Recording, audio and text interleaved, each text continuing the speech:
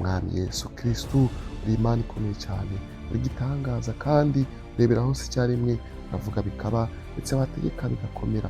Uri Nyagasani Imana yayindi ireberera imfubyi, yayindi ihumura Nyagasani impumyi, yayindi itegeka imisozi ikava aho ikimuka, yayindi ivuga Nyagasani aho bidashoboka ibintu bigakunda, yayindi ikura abantu muri gereza, yayindi ikura abantu ku bitanda byo kwa muganga aho barembeye. Iki ni ikiganiro duteguye Kristo.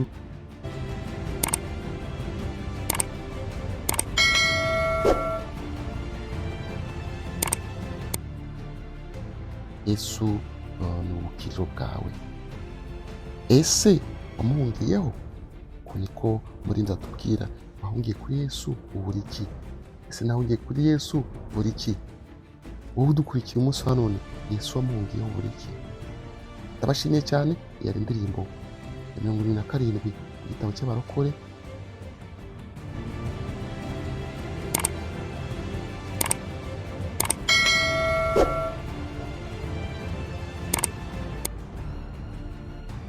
Bonye hariya mwibuke ko turi mu isi y'akaga, turi mu isi y'umuruho, urupfu ruratwegereje kandi isa n'isaha twataha. Se watabara gute? Se napfane wapfute?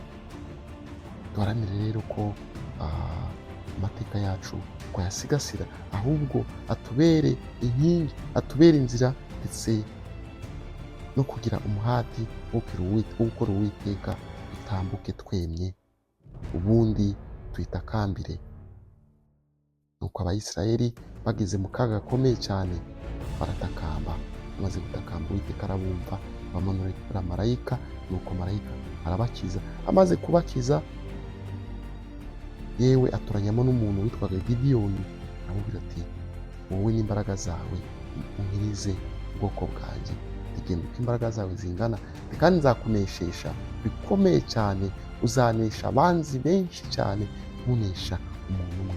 Nawe Uwiteka Imana uyu munsi wa none aragushyigikiye, ari kumwe nawe, nta cyabasha kukubaho atabishaka, kandi azabana nawe. Nagushimiye wamaze gukora subscribe kuri Mutima Channel. Nitwa Jean Marie nk'ibisanzwe. Kora subscribe nangani turayikora, kandi niba utarakora comment kuri nona ukore share. Nitwa Jean Marie Vianney Muzamunzi kuri Facebook page, aho naho mamari kugira ngo mageze ijambo ry'Imana hatambuke, uhakore follow, ubundi wikomereze.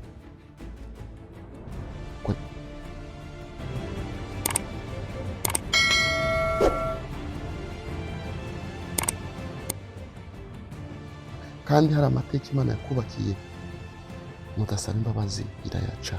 Nudasaba imbabazi, nudatakamba, nudapfukama, ndabishwanyaguza, ndabigira zeru, nta nubwo uramenye ko ari wowe.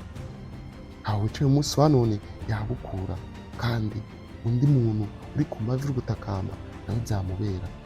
Uwiteka nabane namwe, ahubwo turusheho kwihana ndetse no guca bugufi dusaba. Haleluya, Yesu nashimwe. Ngewe nitwa Jean Marie wamaze kwitaba Imana. Iri Mutima Channel nk'ibisanzwe, murabizi murabimenyereye. Uwiteka rero akomeze abane namwe. Reka rero dutangire n'isengesho kwa kundi tubimenyereye. Ngewe nitwa Jean Marie, iri Mutima Channel yamaze kwitaba Imana. Iyo turakora subscribe baratinze cyane, ari kukanya kugira ngo bigukundire, ubundi uyikore. Numara kuyikora cyitwana nawe uko nuko bwije, ubundi ijambo ry'Imana risakare hose, ubundi gahunda zigende neza. Igihe dushizeho ibiganiro n'ibwirizwa byiza, Uwiteka Imana aba yadufashije tukabagezaho, ujye uhita bibona ako kanya. Yari twa Jean Marie, subscribe nangana turayikora. Ndabakunda cyane. Mwami Yesu Kristo uri Imana ikomeye cyane, uri igitangaza kandi urebera hose icyarimwe, uravuga bikaba ndetse wategeka bigakomera. Uri Nyagasani Imana yayindi ireberera imfubyi, yayindi ihumura Nyagasani impumyi, yayindi itegeka imisozi ikava aho ikimuka, yayindi ivuga Nyagasani aho bidashoboka ibintu bigakunda, yayindi ikura abantu muri gereza, yayindi ikura abantu ku bitanda byo kwa muganga aho barembeye. Iki ni ikiganiro duteguye Kristo dufashije, ntabwo ari twebwe, ahubwo aba ari wowe ukorera. Reka rero kudukure hamwe tugeze ahandi, ijambo ryawe risakare mu mitima yacu, ndetse rishingemo imizi hirya no hino ku isi, Iburasirazuba, irengera bwaryo ndagutabaje ndakuberetse kugira ngo ubane naho abadukurikiye rero bose barize umugisha muri iki gihe cy'umugoroba, mu gihe cy'igitondo, aho uherereye hose ntacyo bitwaye. Uwiteka Imana aguhe umugisha mu izina rya Yesu Kristo umwami wacu, amina. Njye nitwa Jean Marie, nk'ibisanzwe ni Umutima Channel. Rero tugiye kuganira ijambo ry'Imana, aho Uwiteka Imana ari buze kubana natwe, ubundi tukabaza kunezerwa, twamara kunezerwa bikagenda neza. Ndabararikira kugira ngo mukomeze mugubwe neza kandi mukomeze mudukurikirane, ubundi Uwiteka azabana namwe kandi azabagira neza, ndetse azabaha umugisha ukomeye cyane mwe n'inzu yanyu, ababakomokaho, abuzukuru ndetse n'abuzukuruza, abana banyu, imiryango yanyu. Ndabwira wowe mugabo, ndabwira wowe mugore, ndabwira wowe mwana, ndabwira umusore n'umukobwa duteze amatwi. Iki ni cyo gihe cyawe kugira ngo wumve ijambo ry'Imana, ubundi igira aho gukora, igira aho kugeza. Isi turimo iraruhije kandi iragoye cyane, kugira ngo uyivemo rero, kugira ngo uyiyambure, uko wasenga amasengesho rudaca. Ijambo ry'Imana rero bazaniye muri iki gitondo, turaza kuza kwifashisha Bibiliya ahagana mu gitabo cy'Abacamanza igice cya 6, uhereye ku murongo wa mbere turasoma tugere ku murongo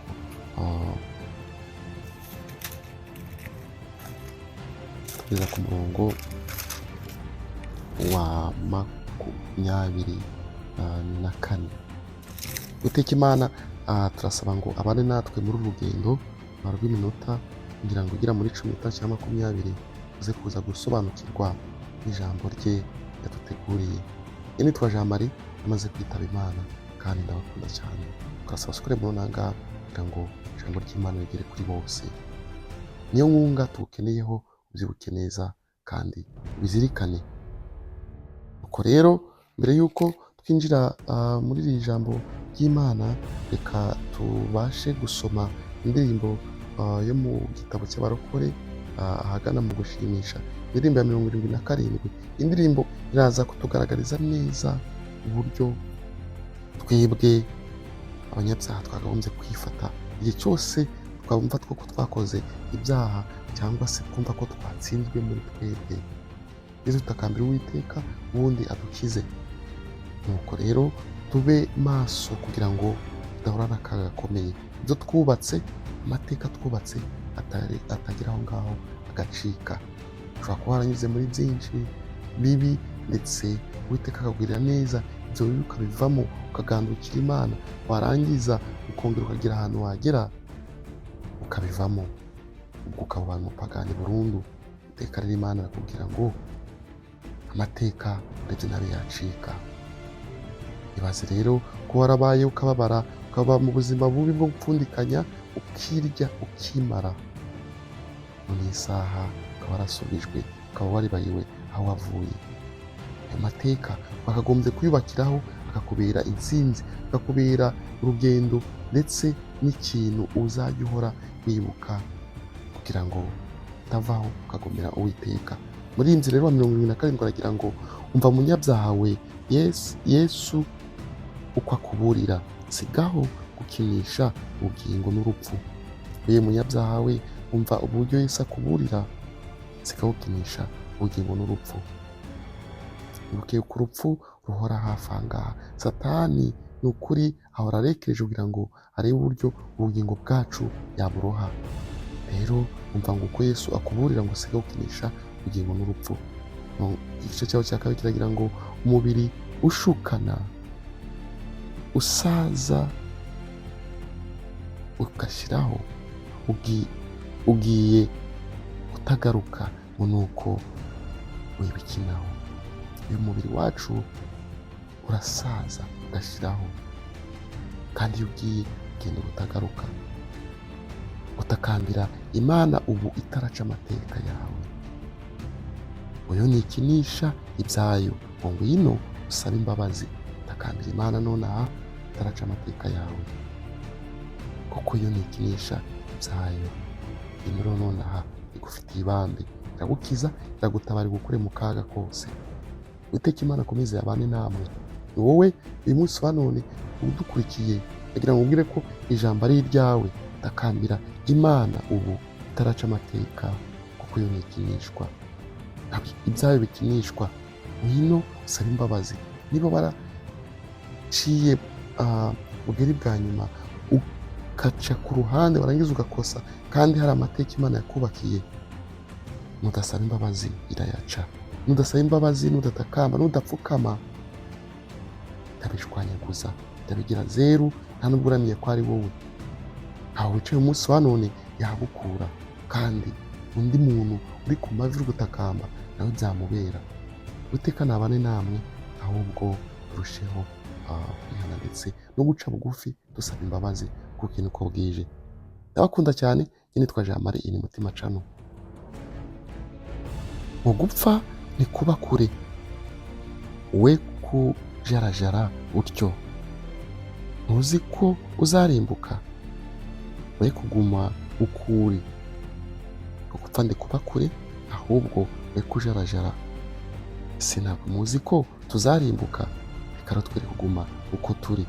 Niwese niba tuzi ko tuzarimbuka, kandi ko urupfu ruhora hafi yacu, kubera iki tutaba amaso tukayembuza Uwiteka tukabana nayo? Uwiteka Imana akomeze abane namwe. Haguruka rero, huguka, hunga urupfu rw'iteka. Yesu ni ubukiriro bwawe. Ese wamuhungiyeho? Uku niko Murinzi atubwira. Wahungiye kuri Yesu ubura iki? Ese nahungiye kuri Yesu ubura iki? Wowe udukurikiye umunsi wa none, Yesu wamuhungiyeho ubura iki? Ndabashimiye cyane. Yari indirimbo 27 mu gitabo cy'abarokore, indirimbo zo gushimisha, iboneka kuri paji 25. Ndabakunda cyane. Njye nitwa Jean Marie, igitabo nayisomagamo. Mwami Imana rero akomeze abami natwe. Njye nitwa Jean Marie, bamaze kwitaba Imana. Ibisanzwe akomeza mbashimire kandi bashishikariza ngo abatarakora subscribe mukore none, ngo ibyacu ndetse Uwiteka akomeze bidufashirizemo, ubundi dukomeze tubane namwe urubyiruko bwije. Dukore share muri na comment, utuhereze ibitekerezo kugira ngo umenye ko ari cyo turi kubungura, cyangwa se ari cyo Imana iriho irakora.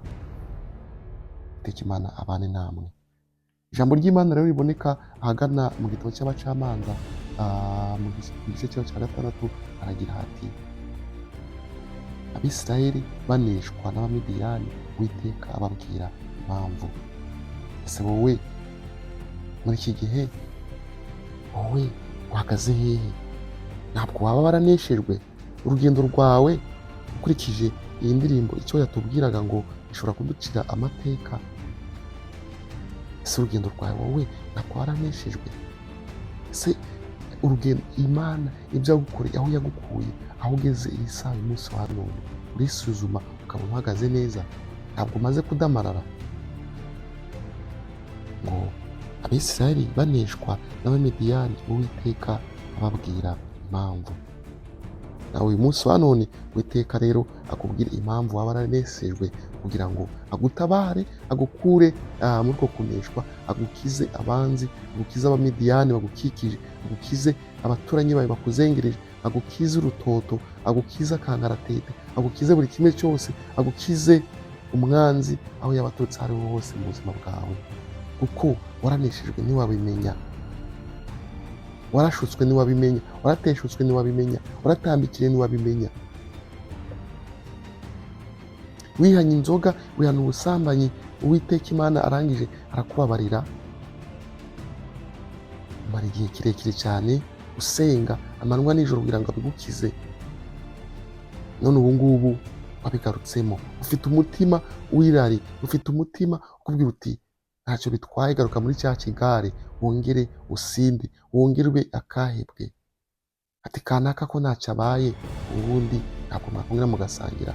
Niryo ryahiriri, nicyo cya gikundi kiragarutse. Umwanzi Satani rero ahora arekereje kugira ngo adutege imitego myinshi, yumve yuko bya bintu twabisubiramo. Uramenye, ntutatire igihango warahiranye na Nyagasani, kuko nubikora amateka yawe iraje iyace mu izina rya Yesu. Kandi niyaca uzapfa nabi. Dore batubwiye yuko urupfu ruba ruri hafi rurekereje. ese ntabwo uzi ko tuzarimbuka igihe cyose tuzaba dukoze nabi? Rero niba tuzi ibyo bintu ko tuzarimbuka, mbere kudukora ibyiza. Uwiteka rero Imana ahangaha reka tugerageze kwijajanga tuvugeho. Ahangaha Abisirayeli Imana yabakuye mu gihugu cya Farawo, mu gihugu cy'Abanyegiputa, hahandi aho bari bazengerejwe n'umwami unguyi mbi cyane y'uburetwa.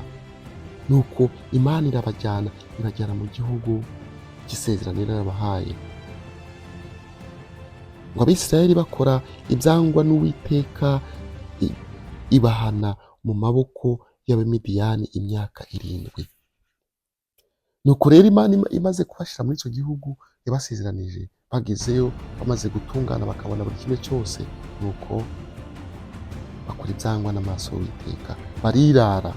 Bamaze kwirara rero, umutwe w'amagambo uko itubwira ngo baraneshejwe. Uwiteka Imana bashyize mu maboko y'Abamidiyani irabateza abo bantu, irangije abo bantu barabinjirira, si ukubajyamo n'ibyo bahinze byose bakabinyukanyuka bakabirandura.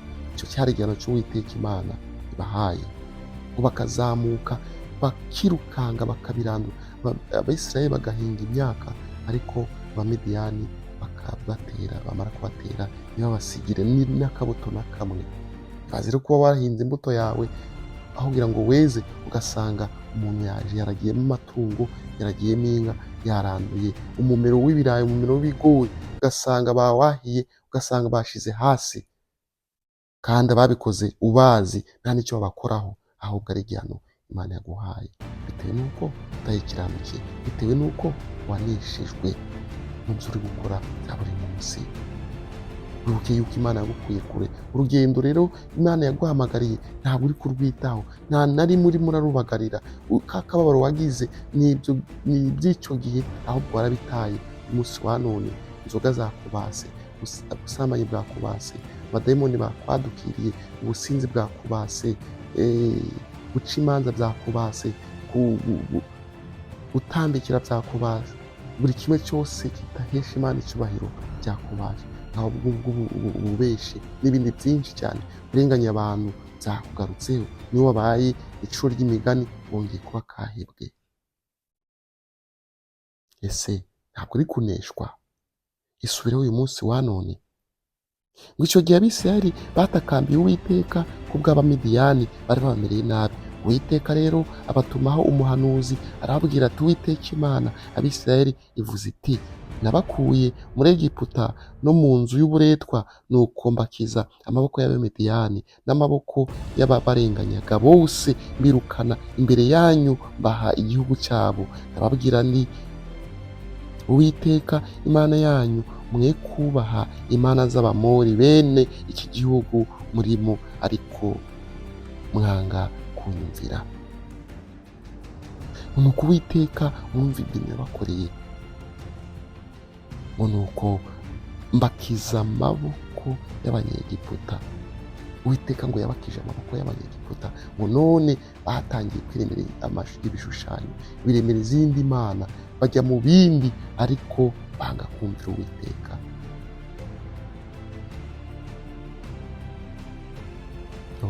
Uwiteka abane namwe. Nababwira ndi ngo Uwiteka Imana yanyu, mwe kubaha imana z'Abamori, bene iki gihugu murimo, ari nako mwanga kunyumvira. Nuko rero Imana itoranya Gideyoni kuba umukiza w'Abisirayeli. Imana rero nawe uyu munsi yagutoranya ukaba umukiza w'ubwoko bwayo uri kurengana. Imana yagutoranya wowe musore mu muryango wawe, ukaba umurokozi wabo, ukabarokora ndetse akaga gakomeye.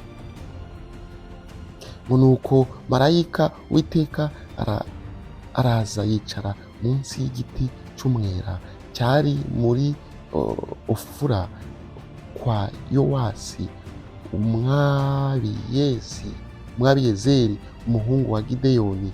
Yasekuraga ingano mu muvure bengeragamo vino ngo azihishe Abamidiyani. Nuko marayika Uwiteka aramubonekera, aramubwira ati, Uwiteka ari kumwe nawe, wa munyambaraga we, ugira n'ubutwari.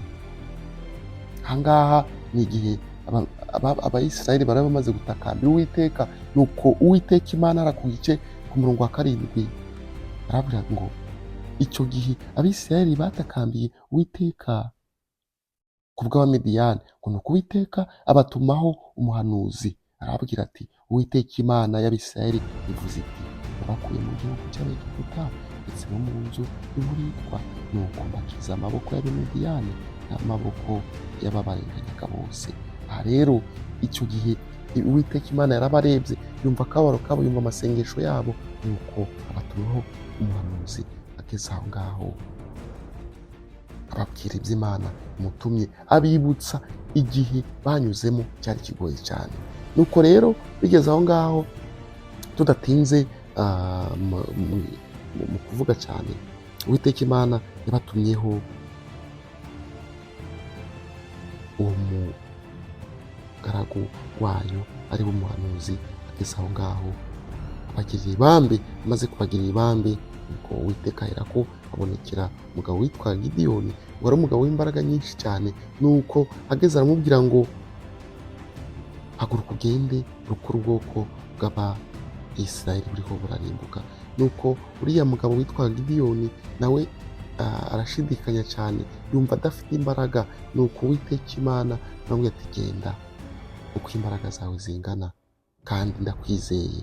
Uyu munsi wa none nawe uwiteka imana yakugirira icyizere, yakugirira ibambe, ahubwo hagarara bwuma, uhagarara ushikamye, nawe warokora ubwoko bwayo. Wakwirokora, wakwisengera, wasengera umuryango wawe, wasengera isi yose. Umunsi wa none narahagurutse njyewe ubwanjye, niho ndakorera imana kuko narayitabye. Abantu babwira kubwira uko bwije, abazarokoka bakazamuka kubwira ijambo turiho turaganira barahirwa cyane. Uwiteka imana akomeza abane namwe. Njye nitwa Jean Marie wamaze kwitaba Imana. Nuko rero ubwoko bw'Imana byagenze neza aho Gideyoni yayumviye. Nuko ahagana hepfo Gideyoni yahereye ko rero ayoborwa n'uwiteka. Uwiteka aramubwira ati ni ukuri nzabana nawe kandi uzanesha abamidiyani nkunesha umuntu umwe. Nawe rero humura, uzanesha abanzi, uzanesha buri kimwe cyose gituma ubwoko bw'Imana butamererwa neza, kandi uzabanesha unesha umuntu umwe.